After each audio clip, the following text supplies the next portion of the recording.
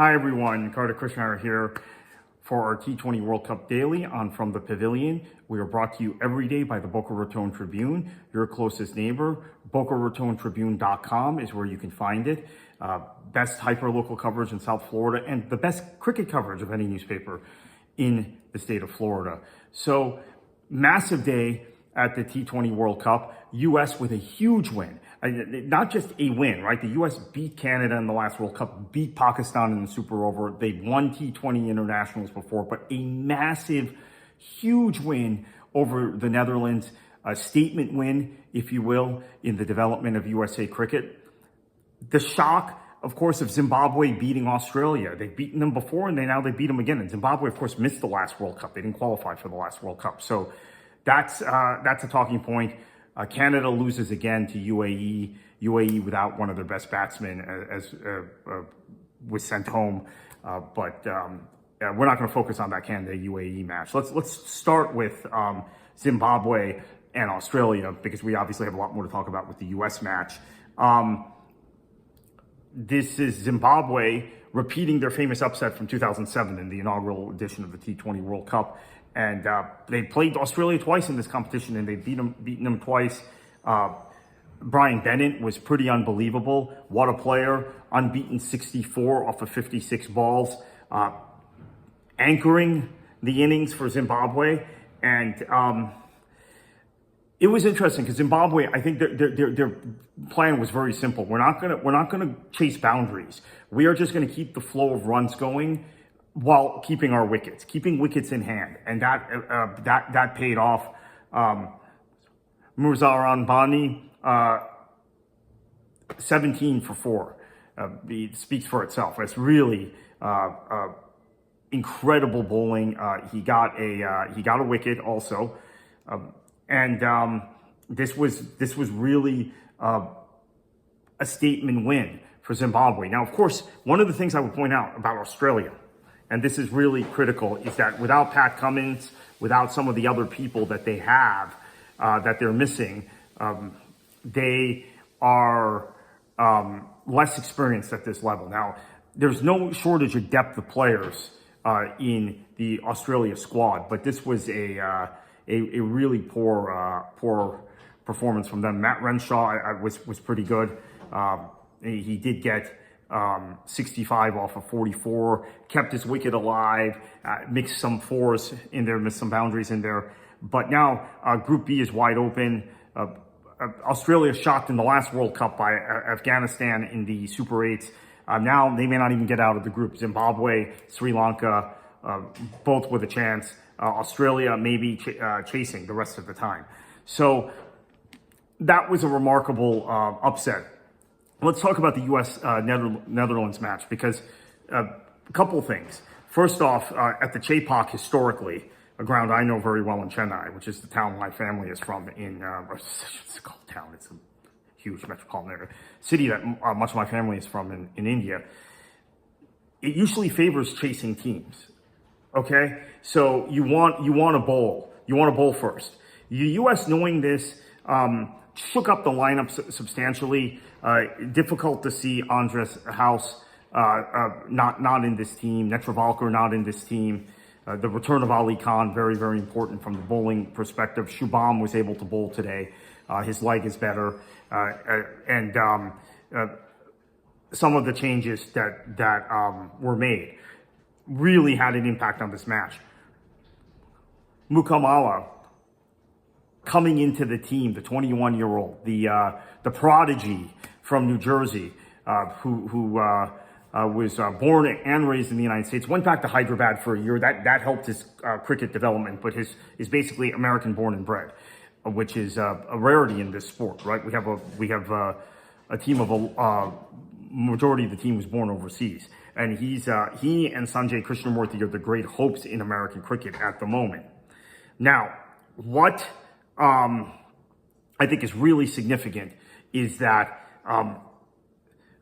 we were looking at that opening partnership of Cheyenne and Manak inserting himself in the opening partnership, the captain, trying to anchor the innings, not lose their wickets quickly. Now, there was a flow of runs early, but they did both lose their wickets And at that point, it looked like the Netherlands might go through some quick wickets. And a lot of other American batters struggled at times. Let me pull up the scorecard because I'm trying to recollect our innings before we get to the bowling, which was just brilliant. So in terms of our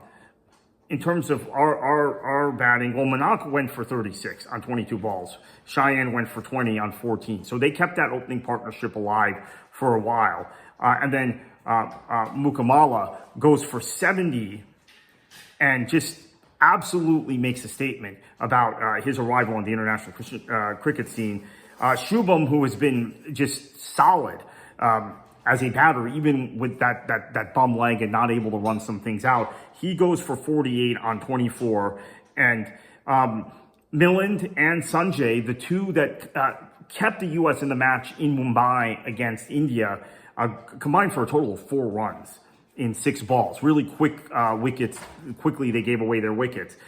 Now, Netherlands, I think, were smart in the way they attacked the U.S. batters. Van Beek, very, very good bowler, as we know. Van Beek and Klein were hard to hit today. So the U.S.'s total of 196 is pretty remarkable, considering how hard those two guys were to hit. De Leda, as always, it brings a lot on both all-rounder, both ends of the both batting and bowling.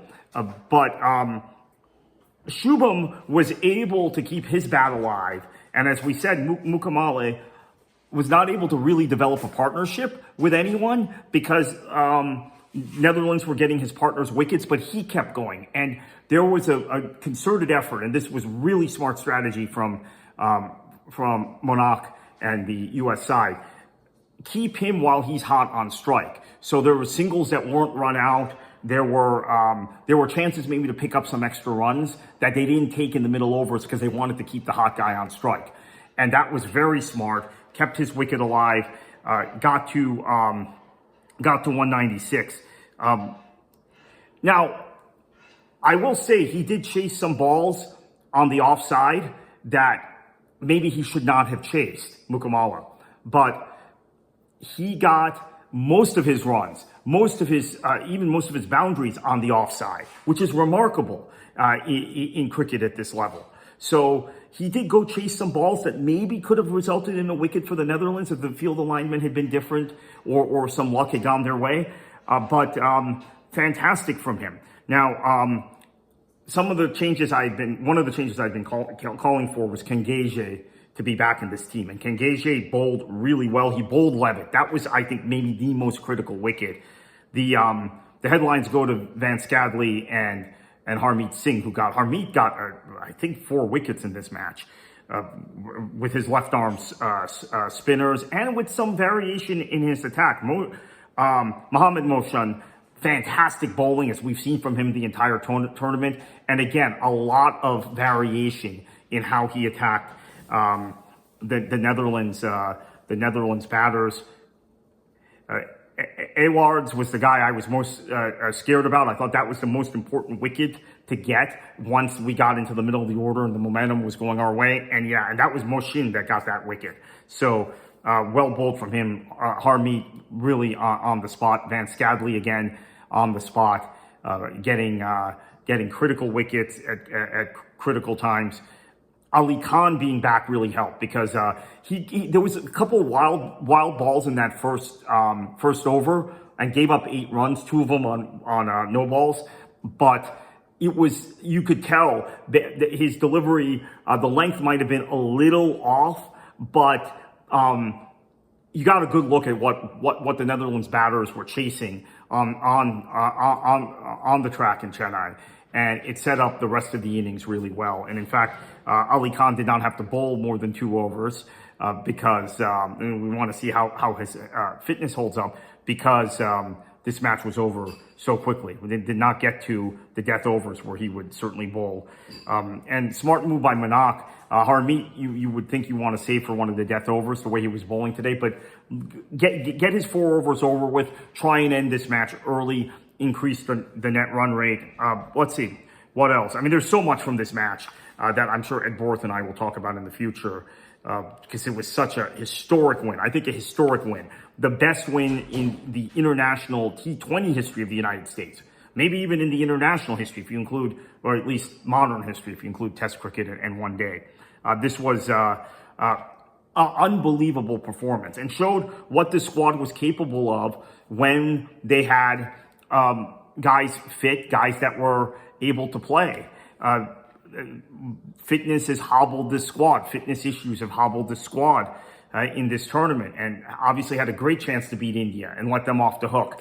Pakistan, I think Pakistan, in spite of the score, I think that Pakistan was well in control of that match. But there were moments there where we were alive. Let's see, what else would I take from this match that was particularly significant? I think when you look at the way the field was set up by Monaco, there was a real understanding. Okay, we have bowlers who are spin bowlers. Let's set up our field in a way where we can force Netherlands batters to chase balls on the offside and then get some quick wickets, get some kind of sloppy, take advantage of sloppy batting. Now, there were some fielding errors from the United States. This could have been over even sooner, believe it or not. Some fielding errors.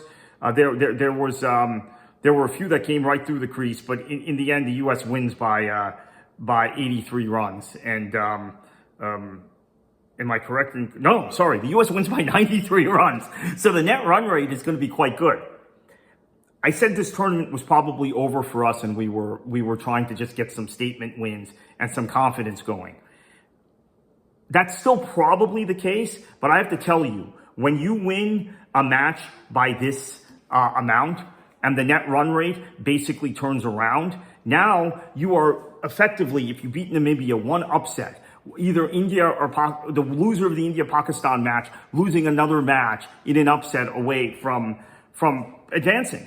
So it's important the U.S. go out, do another professional job against Namibia, who is not as strong an opponent as the Netherlands. The U.S. has had all kinds of trouble against the Dutch in the past, by the way, which is another thing that made this remarkable, because where the U.S. is in our cricket evolution, you would think playing any other associate nation in a World Cup is an opportunity. But the Dutch are probably the associate nation I wanted to see the least. And yet it was this decisive. It was quite remarkable, and I'm sure we'll have much more analysis of this performance as time goes on. Ed Borth and I will have a podcast that we will do after for Beyond the Boundary, from the Pavilion, from Beyond the Boundary, that we will do after the Namibia match, with a quick succession of matches for the U.S. This creates a situation where we don't have the opportunity to record a full podcast before that match because of our schedules. So tomorrow, real quickly, Ireland, Oman. Sterling is injured for Ireland, so let's see if he goes. That's an opportunity for them to win a match. Oman have not been great in this tournament. England, Scotland. This is a match I'm really looking forward to. I think England has been sloppy in this World Cup, loose bowling, some very questionable batting at times, batting decisions, some questionable decisions even running between the stumps. So let's see if they get it together against Scotland. Now, they still should beat Scotland and beat Italy and advance.